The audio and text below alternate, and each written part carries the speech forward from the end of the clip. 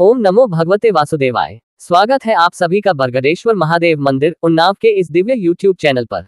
आज हम सुनने जा रहे हैं ब्रह्मपुराण का अद्भुत प्रसंग, दक्ष यज्ञ विध्वंस, अध्याय 23। यदि आप भी ऐसे ही दिव्य पुराण प्रसंगों को सुनना चाहते हैं तो हमारे चैनल बरगदेश्वर महादेव मंदिर उन्नाव को सब्सक्राइब करें। हर दिन शाम 5 बजे हमारे चैनल पर आपको ब्रह्मपुराण कथा सुनने को मिलेगी और धीरे धीरे हम सभी 18 पुराणों की कथाएं आप तक लेकर आएंगे। अगर आपको किसी विशेष पुराण या प्रसंग से जुड़ी जानकारी चाहिए तो कमेंट में जरूर पूछें, हम आपकी जिज्ञासाओं का समाधान अवश्य करेंगे। तो आइए शुरू करते हैं दिव्य कथा। ऋषियों ने कहा, ब्रहान वैवस्वत मनवंतर में प्रचेता की पुत्र प्रजापति दक्ष का अश्वमेध यज्ञ कैसे नष्ट हुआ। ब्रह्मा जी बोले, ब्राह्मणी महादेव जी ने सती देवी का प्रिय करने की इच्छा जिस प्रकार दक्ष के चह का विध्वंस किया था उसका वर्णन करता है। पूर्व काल की बात है, महादेव जी मैगिरिक ज्योतिस्थल नामक शिखर पर, जो सब प्रकार के खून से विभूषित और पलंग की भांति फैला हुआ था, विराजमान थे। गिरिराज कुमारी पार्वती सदा उनके पार्श्व भाग में बैठी रहती थी। आदित्य, वासु, अश्विनी कुमार, गुह्यक को सहित कुबेर, महामुनि, शुक्राचार्य तथा सनत कुमार आदि महर्षि उनकी सेवा में उपस्थित रहते थे। अत्यंत भयंकर राक्षस एवं महाबली पिशाच, जो अनेक रूप धारण करने वाले तथा नाना प्रकार के अस्त्र शस्त्रों से सुसज्जित थे, भगवान शिव के समीप रहा करते थे। भगवान के पार्षद भी वहां मौजूद थे। वे सब अग्नि के समान तेजस्वी जान पड़ते थे। महादेव जी की इच्छा से भगवान नंदीश्वर भी वहां खड़े रहते थे। नदियों में श्रेष्ठ गंगा जी मूर्तिमती होकर उनकी सेवा में संलग्न रहती थी। इस प्रकार परम सौभाग्यशाली देवर्षियों और देवताओं से पूजित होकर भगवान शंकर वहां सदा निवास करने लगे। कुछ काल के बाद प्रजापति दक्ष ने शास्त्रोक्त विधि के अनुसार यज्ञ करने की तैयारी की। उनके उस यज्ञ में इंद्र आदि संपूर्ण देवता स्वर्ग से आकर एकत्रित होने लगे। वे अग्नि के समान तेजस्वी देवता दक्ष के अनुरोध से प्रकाशमान विमानों पर बैठकर गंगाद्वार को गए। पृथ्वी, आकाश तथा स्वर्गलोक में रहने वाले सभी देवता प्रजापति के पास हाथ जोड़कर उपस्थित हुए। आदित्य, वासु, रुद्र, साध्य तथा मरुद्रन ये सब यज्ञ में भाग लेने के लिए भगवान विष्णु के साथ वहां पधारे थे। उष्मप, धूमप, आजप तथा सोमप नाम वाले देवता भी अश्विनी कुमारों के साथ वहां उपस्थित थे।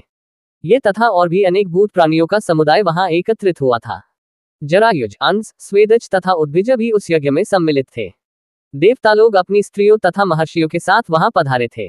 देवताओं को वहां जाते देख गिरिराज कुमारी पार्वती ने भगवान शंकर से पूछा, भगवान ये इंद्र आदि देवता कहाँ जाते हैं। महादेव जी बोले, महाभागे प्रजापति दक्ष अश्वमेध यज्ञ करते हैं, उसी में सब देवता जा रहे हैं। देवी ने पूछा, महाभाग आप इस यज्ञ में क्यों नहीं जाते, ऐसी कौन सी रुकावट है जिससे आपका वहां जाना नहीं होता। महादेव जी बोले, महाभागे देवताओं ने ही ये सब किया है, उन्होंने किसी भी यज्ञ में मेरा भाग नहीं रखा है। पहले से जो मार्ग चला आता है उसी से अपने को भी चलना चाहिए। उमा ने कहा, भगवान आप सब देवताओं में श्रेष्ठ हैं, आपके गुण और प्रभाव सबसे अधिक हैं।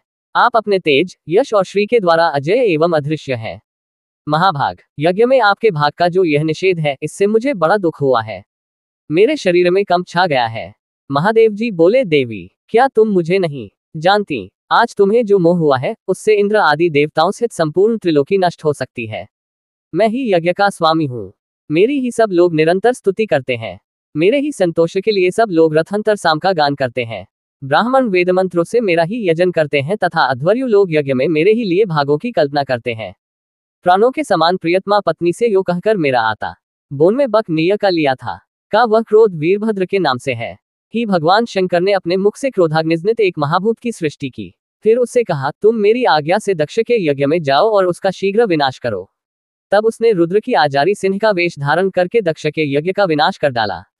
उसने अपने कर्म का साक्षी बनाने के लिए अत्यंत भयंकर भद्रकाली को भी साथ ले विख्यात हुआ, जो श्मशान भूमि में निवास करता है।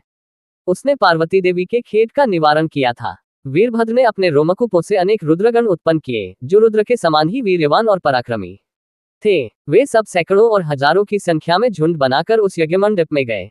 उनकी किलकिलाहट से समस्त आकाश गूंज उठा। अग्नि और सूर्य का प्रकाश मंद पड़ गया, चारों ओर अंधकार छा गया। उस समय वे समस्त रुद्रगण यज्ञ मंडप में आग लगाने लगे। किसी ने यूपों को तोड़ डाला, किसी ने उन्हें उखाड़ दिया, कोई सिंहनाद करता और कोई वहां की सब वस्तुओं को तहस नहस कर डालता था। कितने ही वायु के समान वेग से इधर उधर दौड़ लगाने लगे। यज्ञ पात्र चूर चूर हो गए, वहां के मंडप ढह गए। ऐसा जान पड़ता था आकाश से तारे टूटकर गिर रहे हैं। कोई यज्ञ में रखे हुए भोज्य पदार्थों को खाते और सब और लोगों को डराते फिरते थे। कितने ही पर्वताकार भूत देवागना उनको उठाकर फेंक देते थे। ऐसे गणों के साथ प्रतापी वीरभद्र ने पहुंचकर देवताओं द्वारा सुरक्षित यज्ञ को भद्रकाली के सामने ही भस्म कर डाला। अन्य रुद्रगण सबको भय उपजाने वाली गर्जना करने लगे। कुछ लोगों ने यज्ञ का मस्तक काटकर भयंकर नाद किया। तब इंद्र आदि देवताओं और प्रजापति दक्ष ने हाथ जोड़कर पूछा, बताइए आप कौन है? वीरभद्र ने कहा, मैं न देवता हूँ न हेल है, न इस यज्ञ में भोजन करने आया है और कौतूहलवश इसे देखने को ही मेरा आना हुआ है। मैं इस यज्ञ का विध्वंस करने के लिए आया हूँ। मेरा नाम वीरभद्र है। मैं रुद्र के कोश से प्रकट हुआ हूँ। ये भद्रकाली है। इनका प्रादुर्भाव पार्वती देवी के क्रोध से हुआ है। ये देवाधिदेव महादेव जी के भेजने से यज्ञ के समीप आई है। राजेंद्र, तुम देवदेव भगवान उमापति की शरण में जाओ। उनका क्रोध भी वरदान के ही तुल्य है। तब प्रजापति दक्ष मन ही मन भगवान शंकर की शरण में गए। उन्होंने प्राण और अपान को हृदय में रोककर यत्नपूर्वक उनका ध्यान किया। तब भगवान शिव प्रकट हुए और उन्होंने मुस्कुराकर पूछा, कहो तुम्हारा कौन सा कार्य सिद्ध करूं? तब दक्ष ने हाथ जोड़कर कहा, भगवान, यदि आप मुझ पर प्रसन्न हैं अथवा यदि मैं आपका प्रिय एवं कृपा पात्र हूं तो मुझे यह वरदान दे, जो भी भोजन सामग्री यहाँ खा पी ली गई, नष्ट कर दी गई, यज्ञ का जो सामान चूर चूर करके फेंक दिया गया, वह सब बहुत दिनों से यत्न करके संचित किया गया था। महेश्वर, आपकी कृपा से यह व्यर्थ न जाए। ब्रह्मा जी ने कहा। भगवान शंकर ने तथास्तु कहकर दक्ष की कामना पूर्ण की।